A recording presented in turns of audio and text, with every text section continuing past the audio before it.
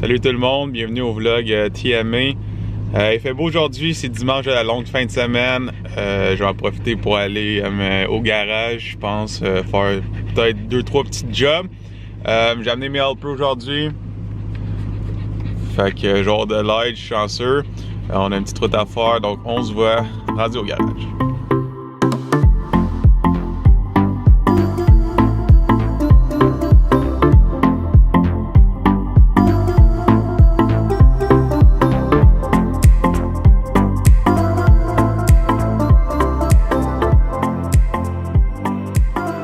Les deux morons, ils s'amusent déjà, donc on va commencer à faire ce qu'on voulait faire aujourd'hui.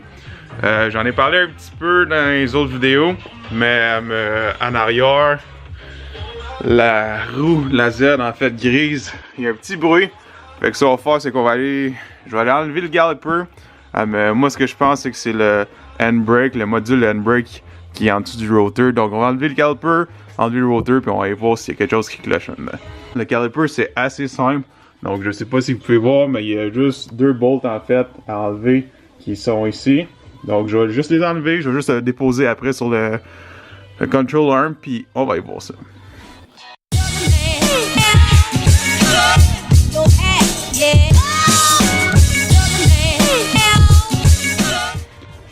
Fait que les deux bolts sont enlevés. J'ai juste pu en fait retirer le rotor, j'ai déposé là pour l'instant. Tant qu'à être là, en fait, je vais vous expliquer un petit peu ce qu'il y a à l'intérieur, ce qu'on a fait. Donc, on a le Big Brake Kit de AP Racing, 4 rotors en arrière, 6 en avant. Les Long Stud APR, on a Camber Arm SPC. Puis, comme vous le savez, toutes nos 350Z sont sur des bags de K-Sport. K-Sport, c'est un bon commanditaire depuis longtemps, donc merci K-Sport pour les pièces que vous nous envoyez. Je vais enlever le rotor, on va voir ce qu'il y a en dessous de ça. Je sais pas encore c'est quoi le problème, j'ai peut-être, encore une fois, j'ai peut-être une autre idée, on va voir ce qui arrive avec le handbrake. J'enlève le rotor, puis on regarde ça dans 2 petites minutes.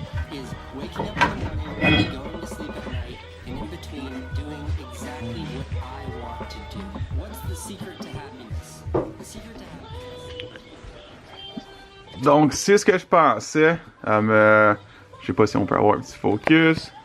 Ouais. Ce qui se promenait, c'est probablement cette petite braquette-là. Je vais essayer de l'enlever. Je vais voir s'il n'y a pas d'autre chose qui est brisé, quoi que ce soit. Le module, en fait, peu importe le mécanisme, il a l'air pas si pire. Je sais pas c'est quoi cette petite braquette-là. Ça a même l'air des braquettes de caliper pour les pads. On va voir ce que c'est. Je vais continuer à regarder vite fait. Mais au moins, je sais que j'ai trouvé le problème. On va continuer, on va vérifier s'il y a d'autres choses qui est lousse. Fait qu'après un peu de gossage puis de recherche, je me suis rendu compte que c'est ça le seul problème. Tout le reste était en place. C'est une petite pièce dans le mécanisme du handbrake, mais c'est quand même important. Je sais pas si... Ouais, on peut voir. La braquette, en fait, elle est là ici. Fait que c'est ce qui serrait, en fait, ce petit mécanisme-là. Maintenant, je l'ai remis. Ce que je vais aller faire, c'est que je vais tester. Je vais essayer d'aller ajuster la résistance du handbrake. Puis tout devrait être bon. Je sais pas encore ce que je vais faire, mais si je vais repeinturer l'intérieur des ailes tout de suite. Mais je suis content, on a trouvé le problème. On va pouvoir rouler sans se soucier c'est quoi le bruit en arrière. Pour les propriétaires de 350Z, je vous ai dit que j'allais ajuster le handbrake. Donc un petit truc pour vous. À partir de l'intérieur du véhicule, sur le module du levier, il y a une bolt 10 mm.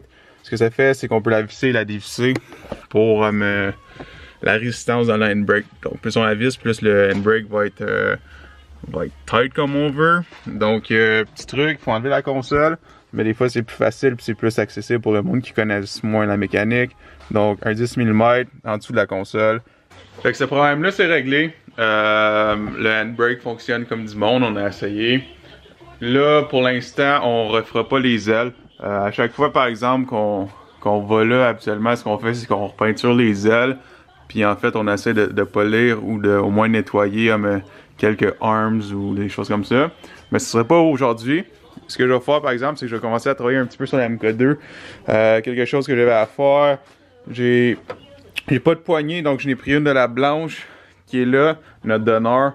Je vais mettre une poignée, je vais mettre l'intérieur de la porte, je vais mettre, j'ai des des manettes pour les fenêtres. Je vais essayer de prendre quelques fils électriques de la blanche parce qu'en ce moment, il manque la couette pour les accessoires. Puis le système de son, donc je vais vérifier ça. Je vais vous montrer un petit peu ce que je fais. C'est juste des petites bébelles aujourd'hui. On commence à se préparer pour la saison.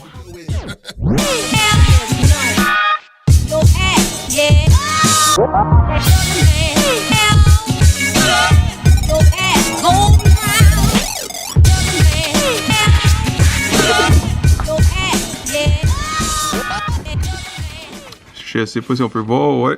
Donc c'est assez facile comme install. Ça c'est le câble pour ouvrir la porte. Il y avait deux petites braquettes à installer en dessous de la poignée. Donc ça fonctionne. That's it. J'étais encore dans la porte de ma MK2. La porte du passager ne pouvait pas s'ouvrir de l'extérieur. Je me suis rendu compte pourquoi en fait. Il manquait une braquette sur le module de la porte. Fait que je vais en souder une. Je vais vous montrer de quoi ça a l'air après. Puis ça devrait marcher. Go! Fait que c'est vraiment pas ma meilleure soudure. Mais j'ai ce que je voulais. Si ça fonctionne, ben on est en business. Fait qu'on essaie ça. Puis on passe à autre chose. Ouah, c'est l'enfer. Mais on a réussi. J'ai fait une petite addition dans qu'à être là. Fait que j'ai racheté la poignée en fait qui ouvrait la porte, ça je l'ai dit. J'ai réussi à trouver sur l'autre Golf la petite tige pour barrer les portes. Fait que j'ai mis ça là aussi. Fait que si on débarre la porte. J'ai pas encore mis la poignée, ça s'en vient. Si on barre la porte. Une autre petite chose que je voulais changer aujourd'hui dans la Golf. Les poignées de fenêtre, j'en ai acheté des petites Sharp en aluminium, fait que ça va être remplacé. There you go. Des petites poignées Wolfberg. Fait que juste des petites modifications qui vont faire en sorte que l'auto prochainement, je dis prochainement, mais dans la prochaine année, on va la sortir pour un show. Il y a encore beaucoup de choses à faire. Le plus gros il est fait, le swap il est fait, mais je dirais d'ici, on estime d'ici 2-3 mois, tout l'intérieur va être fait. Il va rester à peinturer puis peut-être faire un exhaust cut. Bon, ça fait une couple de minutes que je gosse avec la Golf. Ça commence à devenir comme un intérieur. Ça commence à ressembler comme un intérieur. Fait que trim de porte rouge, c'est tout l'intérieur en fait de GTI. Assez simple. Là, on va essayer de faire un petit build simple. Dash de GTI. Puis le carreau en fait, l'intérieur de GTI au complet. Là, il me reste le toit à mettre. Donc je vais mettre le toit. Tous les pillars en avant sont pas mal tout installés. Il manque le toit, le volant. Puis ça devrait commencer à regarder comme un char complet. Quelque chose que je viens de réaliser pour les gars de Golf. La capote du toit, très difficile à mettre toute seule. Il faut qu'on aille. En fait, il faut que tous les pillars passent en dessous de la capote du toit. Même chose pour les rubbers de porte, de fenêtre, etc. Donc c'est quelque chose qui est très dur à faire toute seule. Fait que je conseille de faire ça avec quelqu'un d'autre. Mais je viens de finir de l'installer. Il me reste juste un petit pillar dans le coin ici. Comme je dis, ça commence tranquillement pas vite à ressembler à un intérieur de Golf. Pour les shows, en fait, pour ce projet-là, on veut que ce soit un petit peu plus OEM que les autres. Donc on va essayer de garder ça simple.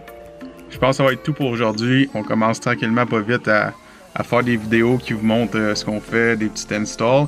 Le gros s'en vient bientôt, donc on va commencer vraiment bientôt à faire des gros projets, des grosses pièces. Donc restez avec nous. Merci d'avoir écouté le vlog TMA. À la prochaine.